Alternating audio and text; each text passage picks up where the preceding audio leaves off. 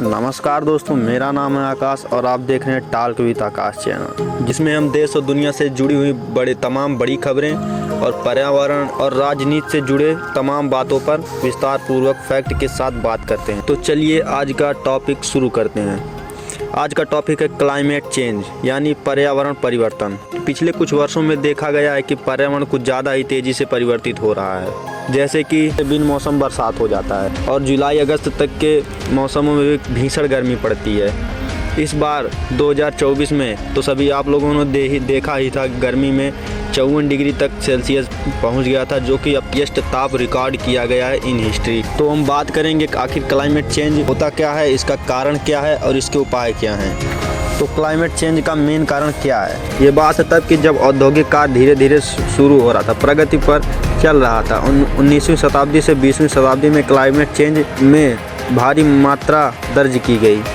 Example के लिए मैं बताता हूँ, जैसे कि हम सबकी आज की नीड है बिजली, इलेक्ट्रिसिटी हम सबकी नीड है, जो कि इंडिया में सोलार पैनल और अदर सोर्सेस से काफ़ी कम बनाई जाती है, ज़्यादा मात्रा में कोयले से बनाई जाती है। तो कोयले से इलेक्ट्रिसिटी बनाने में काफ़ी ज़्यादा गैसें निकलती हैं, जैसे कि कार्बन डाइऑक्साइड, मीथेन और भी काफ़ी सारी जहरीली गैसें, जो कि ये सारी गैसें धीरे धीरे जाके पृथ्वी की सतह पर जमा हो जाती हैं और पृथ्वी से सतह के बाहर कहीं भी नहीं जाती, पृथ्वी की सतह पर जाके रुक जाती है एक जगह।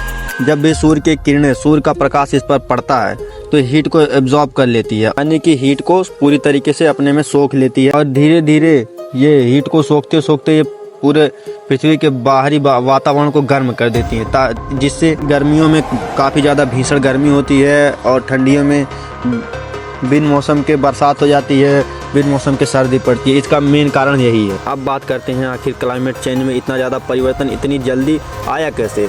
तो दूसरा मेन सबसे बड़ा रीज़न है पेड़ों की कटाई, यानी जंगलों का धीरे धीरे सफाया होना। जो पेड़ पहले पर्यावरण को शुद्ध रखते थे, ये जहरीली गैसों को सोख लेते थे, अब वो पेड़ धीरे धीरे ख़त्म हो रहे थे। अब वो पेड़ बचे ही नहीं है तो जहरीली गैस सोखेगा कौन? जहरीली गैसों को सफाया कौन करेगा? इसलिए जहरीली गैसें पृथ्वी की सतह पर जाके जमा हो रही हैं।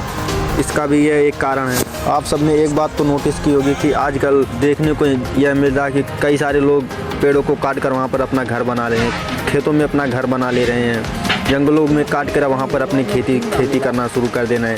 तो ये सारे पेड़ जब कट जाएंगे तो ये धुएं को सोखने का काम करेगा कौन? इसलिए पर्यावरण प्रदूषण और क्लाइमेट चेंज जैसी प्रॉब्लम देखने को उनको मिलती है। अब बात करते हैं क्लाइमेट चेंज के दूसरे सबसे बड़े कारण पर। क्लाइमेट चेंज का दूसरा सबसे बड़ा कारण कोई और नहीं, हम सब लोग ही हैं। बढ़ती हुई आबादी, पॉपुलेशन। जी हाँ, आप सब देख रहे हैं कि पॉपुलेशन धीरे धीरे बढ़ रही है, रिसोर्सेज धीरे धीरे ख़त्म हो रहे हैं। प्राकृतिक नेचुरल ऑयल, गैसें, पेट्रोलियम जैसे ये सारे साधन निश्चित मात्रा में हैं और हम इसका अंधाधुंध यूज कर रहे हैं। और जितनी ज़्यादा आबादी बढ़ जाएगी, उनकी ज़रूरतें भी उतनी ही ज़्यादा बढ़ जाएंगी। और जो इंडस्ट्रियल काम कर रहे हैं इस फील्ड में, जैसे कि कोई भी प्रोडक्ट बनाना, कपड़े बनाने वाली कंपनी और भी इलेक्ट्रिसिटी जनरेट करने वाली कंपनी, कोयले से जो कि इलेक्ट्रिसिटी जनरेट करती हैं, जहाँ काफ़ी ज़्यादा धुआं निकलता है, आप सब जानते ही हैं। और कपड़े बनाने वाली कंपनियाँ और अदर जितनी भी सारी कंपनियाँ, उनको ज़्यादा काम करना पड़ेगा, यानी कि पहले से ज़्यादा और धुआं रिड्यूस करना पड़ेगा, बढ़ाना पड़ेगा। इसलिए जो कि इसका सबसे बड़ा मेन कारण है बढ़ती हुई आबादी, पॉपुलेशन। उम्मीद करता हूँ आपको दोनों कारण अच्छे से समझ में आ गए होंगे। फाइनली अब बात करते हैं क्लाइमेट चेंज के उपाय पर। आखिर इसका उपाय क्या है, इससे बचने का उपाय क्या है? क्लाइमेट चेंज जैसी एक बड़ी आपदा को नियंत्रित करने का एकमात्र सही उपाय, जो कि मेरे हिसाब से दुनिया में सबसे बढ़िया उपाय है, वो है बढ़ती हुई आबादी को कंट्रोल करना, पॉपुलेशन को कंट्रोल करना। जब लोग ही ज़्यादा नहीं रहेंगे, मतलब लोग जब कम रहेंगे तो रिसोर्सेज भी कम लगेंगे, कम यूज होगा, धुआं भी कम निकलेगा। इससे भी क्लाइमेट चेंज में धीरे धीरे परिवर्तन आएगा। और क्लाइमेट चेंज को पूरी तरीके से रोकने के लिए हमको ज़्यादा से ज़्यादा पेड़ों को लगाना पड़ेगा। जब आबादी कम रहेगी तब रिसोर्सेज भी कम लगेंगे और क्लाइमेट चेंज में धीरे धीरे परिवर्तन आएगा। परिवर्तन अब भी आएगा, पूरी तरीके से बंद नहीं होगा। अब फाइनली बात करते हैं क्लाइमेट चेंज को पूरी तरीके से कैसे रोक सकते हैं। दूसरा उपाय यह है कि हमें ज़्यादा से ज़्यादा पेड़ों को लगाना चाहिए। जी हाँ, पेड़, वृक्ष जो कि कार्बन डाइऑक्साइड वातावरण से लेता है और ऑक्सीजन छोड़ता है, जो कि हम सबका जीवंत प्रदान करता है। आप सब जितना ज़्यादा वृक्ष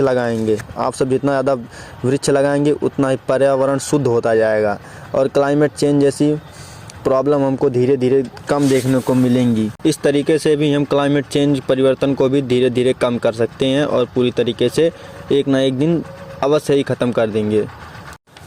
तो दोस्त, आशा करता हूँ मेरी ये वीडियो आपको हेल्पफुल ज़रूर लगी होगी। अगर आपको ये वीडियो थोड़ी भी हेल्पफुल लगी हो तो हमारे चैनल को सब्सक्राइब करके बेल आइकन ज़रूर से प्रेस कर देना और कमेंट में ये बता देना अगला वीडियो किस टॉपिक पर बनाऊँ।